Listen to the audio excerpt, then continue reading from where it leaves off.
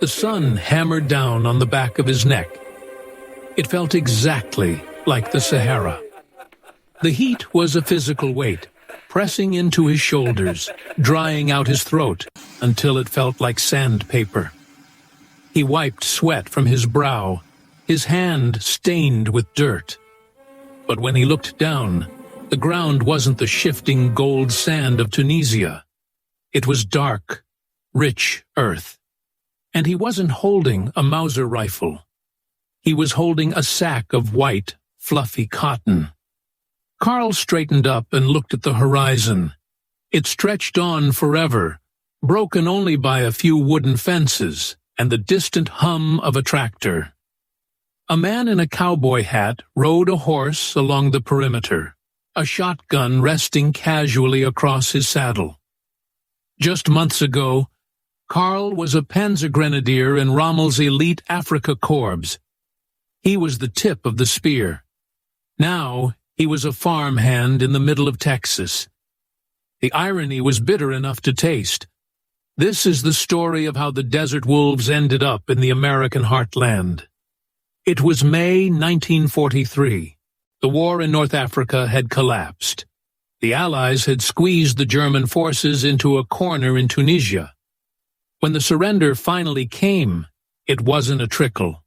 It was a flood. Over 250,000 Axis soldiers were taken prisoner. The Allies had a massive logistical problem. There was no room to keep them in Europe, and certainly no food to feed them. So, they made a decision that would change the American landscape forever. They put them on Liberty ships. They sent them across the Atlantic. If you enjoy uncovering the hidden chapters of history that textbooks often skip, please take a moment to subscribe. We are digging up the past, one story at a time. For Carl, the journey was a blur of fear and confusion. He sat in the cramped hold of a transport ship, listening to the creaking steel. The rumor mill was working overtime. Some men whispered that the Americans would execute them upon arrival. Others said they were being taken to secret labor camps in the Arctic. In his pocket, Carl kept a small leather-bound diary. He wrote in the dim light of the ship, "The ocean is endless. We are suspended between a lost war and an unknown hell. I try to sleep, but the sound of the waves sounds like artillery." When the ship docked, the reality was jarring. They weren't marched to a dungeon. They were put on trains, passenger trains. The windows were open. As they rolled west, away from the coast, the landscape shifted. The green forests gave way to vast, open plains. The sheer size of the country was terrifying. You could fit the entire German Reich into this one state and still have room left over. The air inside the train cars smelled of diesel and stale tobacco. Carl pressed his face against the glass. He saw towns that looked like they were built yesterday. He saw cars, thousands of civilian cars. In Germany, fuel was liquid gold. Here, it seemed to flow like water. A young private sitting across from him, a boy named Fritz, who couldn't be older than 18, looked at him with wide eyes. "Where are the bomb craters?" Fritz asked. Carl shook his head slowly. "There aren't any." "None?" "Look at them." Carl gestured to a town passing by. "They don't know what war is." The train finally screeched to a halt in a place called Camp Hearne, Texas. The heat hit them the moment the doors opened. It was a dry, dusty heat that felt familiar to the veterans of the Desert Campaign. But the camp itself was a shock. There were rows of neat barracks. There were flower beds. There was a soccer field. They lined up for inspection. An American captain walked down the line. He didn't scream. He didn't strike anyone with a riding crop. He looked bored. He spoke in broken German, telling them the rules were simple. Work, behave, and you live. Karl expected hard labor, breaking rocks, digging ditches. Instead, the next morning, they were loaded onto trucks and driven to a local farm. The labor shortage in the U.S. was severe. With American men fighting overseas, the crops were rotting in the fields. The solution was the enemy. The truck bounced over the rutted dirt roads. Dust coated their throats. When they arrived at the cotton field, the farmer was waiting. He was a large man, with a face like tanned leather. He looked at the truckload of German soldiers with deep suspicion. These were the monsters the newsreels warned about. The Nazis. Karl jumped down from the truck. He stood awkwardly in his faded tropical uniform.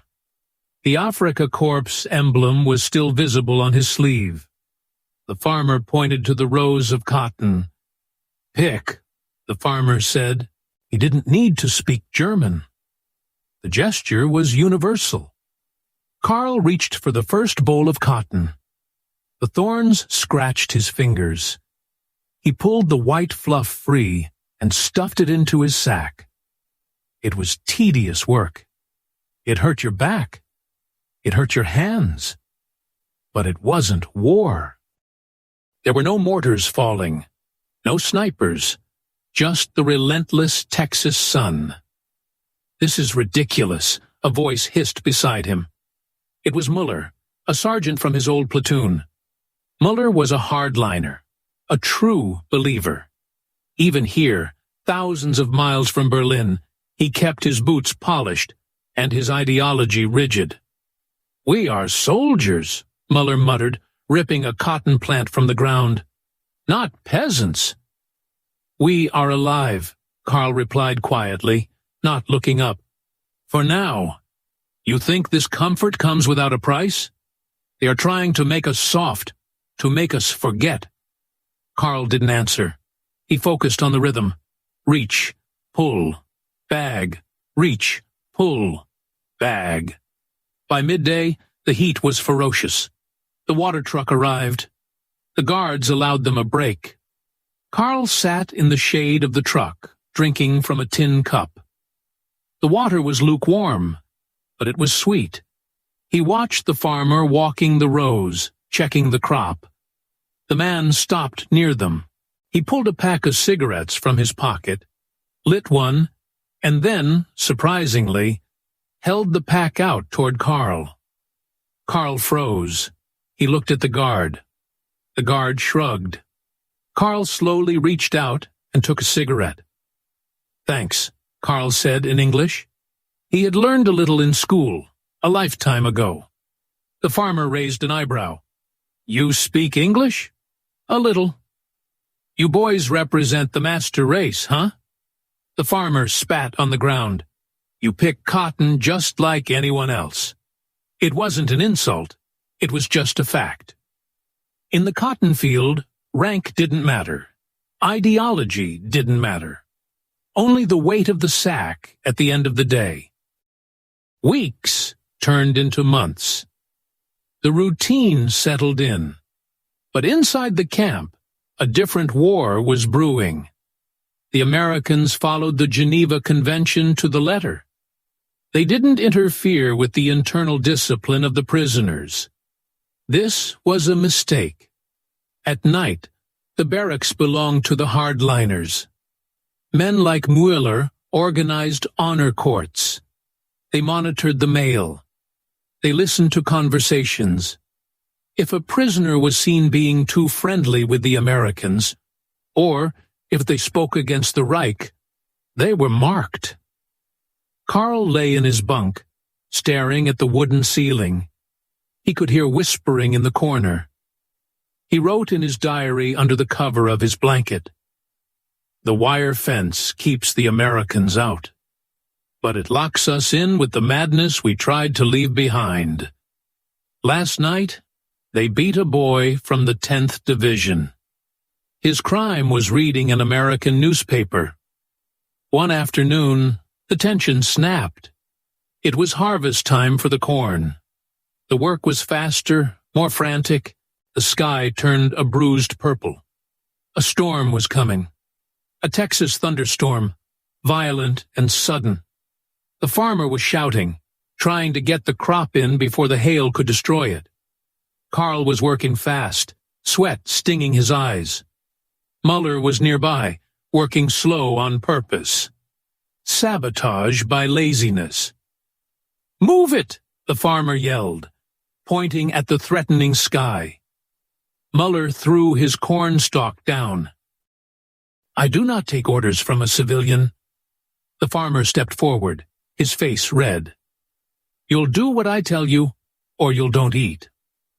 Muller laughed. It was a cold, arrogant sound. "Your army feeds us. You are nothing." The farmer lunged. It was clumsy. Muller, a combat veteran, sidestepped easily and shoved the man. The farmer fell hard into the dirt. The American guard on the perimeter racked the slide of his shotgun. The sound was loud in the sudden silence of the field. Every German soldier froze. This was it. The massacre they had feared. Carl looked at the guard. He looked at the farmer on the ground. Then he looked at Muller, who was standing tall, a smirk on his face, waiting for martyrdom. Carl didn't think. He moved. He stepped between Muller and the guard. He reached down and offered a hand to the farmer. "He is heat," Carl said, struggling for the word. "The sun. Crazy." The farmer stared at Carl's hand. For a second, nobody moved. The thunder rumbled overhead, shaking the ground like distant artillery. Then the farmer took his hand. Carl pulled him up. "Get him back to work," the farmer growled, brushing dirt off his jeans. "Before the rain hits." Carl turned to Mueller. The sergeant's eyes were full of hate. "Traitor," Mueller whispered. "Pick the corn," Carl said, his voice low and dangerous. "Or I will tell the Americans about the radio you are hiding under the floorboards." Mueller's face went pale. The threat was a bluff, but Mueller couldn't be sure. He turned around and started working. The rain hit 10 minutes later. It came down in sheets, soaking them to the bone. But they didn't stop. German soldiers and American farmers worked side by side, racing the weather. They passed sacks. They lifted crates. The language barrier dissolved in the necessity of the moment. When the last truck was loaded, they were all covered in the same mud. They were all breathing the same heavy air. That evening, back in the barracks, the atmosphere had shifted. The hardliners were still there, watching from the shadows. But something had broken in the field. The invincibility of the ideology had cracked under the weight of shared labor. Carl sat on his bunk. He was exhausted.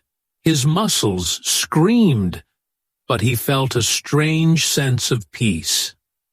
He opened his diary. "Today I saved a man, maybe two." The war is thousands of miles away. Here, the enemy gives you cigarettes and the sky tries to kill you. I do not know when I will go home, but I know I am no longer a soldier of the Reich. I am just a man in a field. The years passed. 1944, 1945. The news from home got worse. Cities destroyed. The surrender. The horror of the camps discovered in the East. When the footage of the Holocaust was shown to the prisoners in Texas, many wept. Others refused to believe it. But the silence in the cafeteria was deafening. When the day finally came to leave, it was 1946. The camps were being emptied. Carl packed his meager belongings. He had his uniform, now too big for him. He had his diary. And he had a small bag of cotton seeds he had kept as a souvenir. He stood by the gate of Camp Hearne. The Texas sky was a brilliant, blinding blue, the same sky that had watched over them for 3 years. "You going to miss it?" Fritz asked. He was older now, harder, but alive. "I will miss the food," Carl said. "I will not miss the cotton." They boarded the trains again. The reverse journey began. Back to the coast. Back to the ships. Back to a Germany that was now a pile of rubble and ash. According to official U.S. Army reports, over 370,000 German soldiers were held in the United States during the war. Texas hosted more than 70 camps. These men harvested thousands of tons of crops, effectively saving the local agricultural economy during the labor crisis. Most returned to Germany. But remarkably, thousands eventually immigrated back to the United States years later, drawn back to the land that had been their prison. Carl never moved back. He rebuilt his life in Hamburg. He became a teacher. But every year, when the summer heat hit its peak, he would sit on his porch and close his eyes. He could smell the diesel. He could taste the dust. He could feel the weight of the sack on his shoulder. War creates heroes, but it also creates strange, quiet moments where enemies stop being targets and start being people. This was one of those moments. They came as the Afrika Korps. They left as ghosts of the Texas plains.